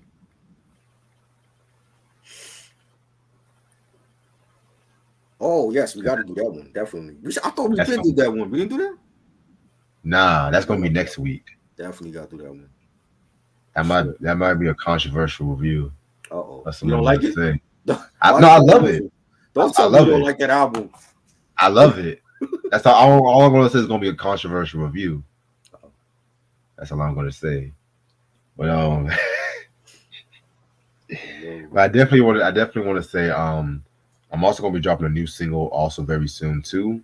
Okay. I'm gonna go out of town to Carolina Beach to shoot the video for later on this month. So nice. I'm gonna try to drop that video probably by early 2024, maybe late 22. Maybe I might want to drop a New Year's Eve. Fuck it, I don't give a fuck. New Year's Eve, okay. Maybe New Year's Eve. I don't give a fuck, right. Get 4K for that. How many you got? Like 4,000 for the last one, I think. 10K. 10K. Oh, damn. Yeah. So you on your way? Yeah, I'm on my way. When can we get the album? When is the album dropping? That's coming soon. Is it gonna drop before Detox and LL and Q-Tip, or we gotta wait like 10 years? Yeah, it's gonna drop. It's just that I'm just taking I finished recording it. I just have to add a few more saxophone licks and we good. You know what I'm saying? Why the beef? Q, I'm working on it. Everything is gonna come. I know I've been slacking on that shit.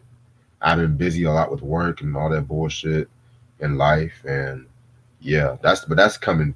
Plus YouTube, I have to be careful because YouTube's been on everybody's ass with the copyright shit too. So I got to be careful what I actually put on my shit. You know what I'm saying? So, but other than that, this Chia Lee album's out of print. So if you guys can find that record, please copy in your collection. I think I gotta hit Santa Eric up for Christmas for that album for Chia Lee. Santa Eric, if you're watching, I need Chia Lee, Fabulous Chief for Christmas. Vinyl or CD, it don't matter. Even if you can get the cassette and it's cheap, I'll take the cassette also.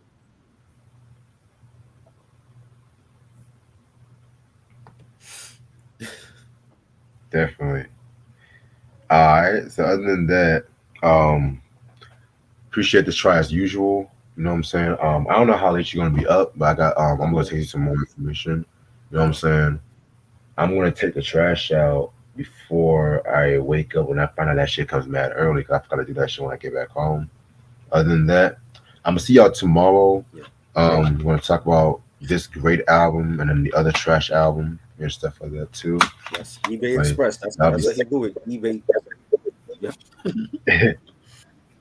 All right. But other than that, hope everyone has a good night. Peace.